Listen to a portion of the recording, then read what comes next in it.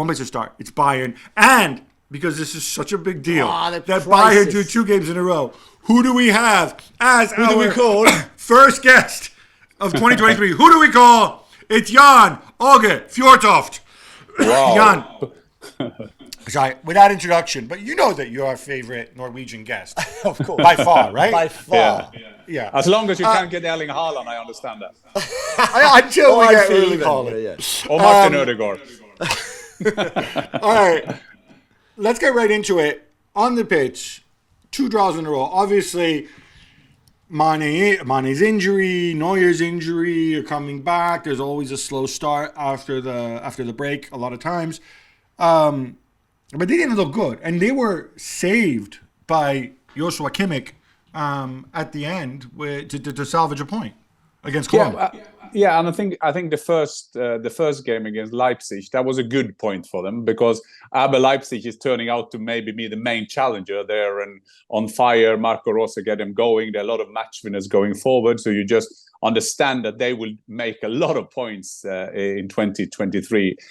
So that was a good point. The game against Cologne or Köln was different, because in first half they were weak.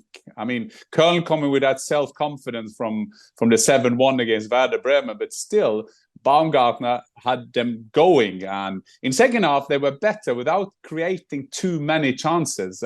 But they need something special. They have some special players, and that goal from Joshua Kimmich 1 minute before the end was a class goal. One of the contenders for the goal of the season. Definitely a class goal, Jules, but also a low percentage shot.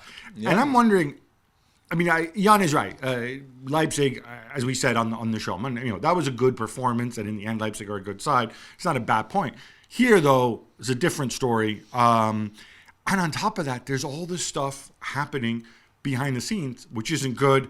There's the issue with, obviously, Neuer is out. His Bayern's longtime goalkeeping coach, Toni Tapalovic, who was very, very close to him. He's been fired. We'll get into the reasons why in a minute. And then this incredible deal with Serge Gnabry. Yeah, he went to Paris for the Fashion Week, as you do. Yeah, some people go for the NBA game, other people go to the Fashion Week, different strokes or different folks. Yeah, exactly. Except that didn't really go down well with Hasan Salihamidzic and the sporting director of Bayern, people in Munich in general. This is not what we do, the lack of discipline. I mean, Salihamidzic just hammered Gnabry publicly in his interview after the Koln game, which I thought was a bit...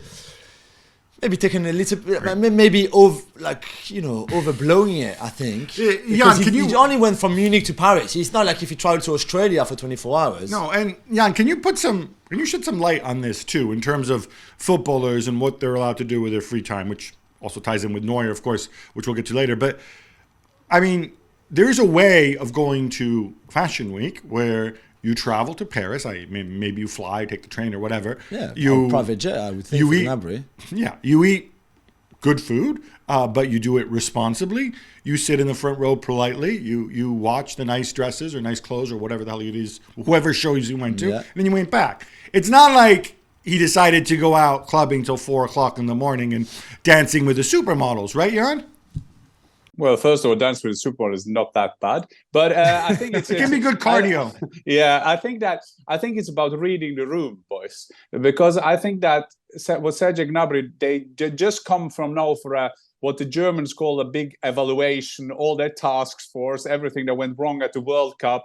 Then they're going into the season, and Bayern, they're just waiting for that chance to have a go at things like that, because Salihamidzic, he has a mission. He wants them to be better in terms of attitude. You had the Manuel Neuer case where he didn't do what he was supposed to do. He's out of it. So I think that Gnabry, yes, it's easy to say that he was only going to Paris. We all love to go to Paris, but it's something about the signals that set for a performance group like Bayern Munich. And remember, one of the biggest challenge now with the modern footballer, back in the days when we had days off, we went to the pub maybe and we stayed maybe a bit too long.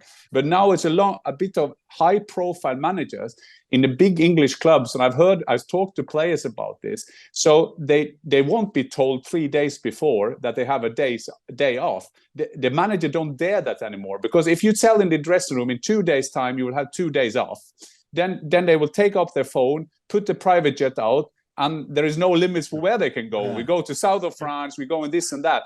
And one of the reasons when you see the program, especially in England, is that there's so many games. So the days off should also be used to get more energy. And I'm not sure you get a lot of energy in Paris, but not that much.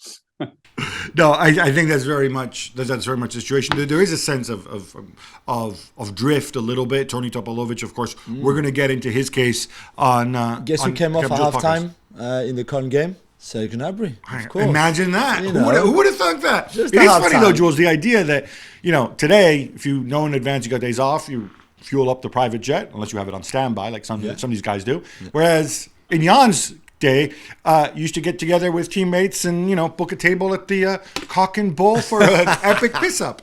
How times change. Much more of this on the Gab and Jules podcast.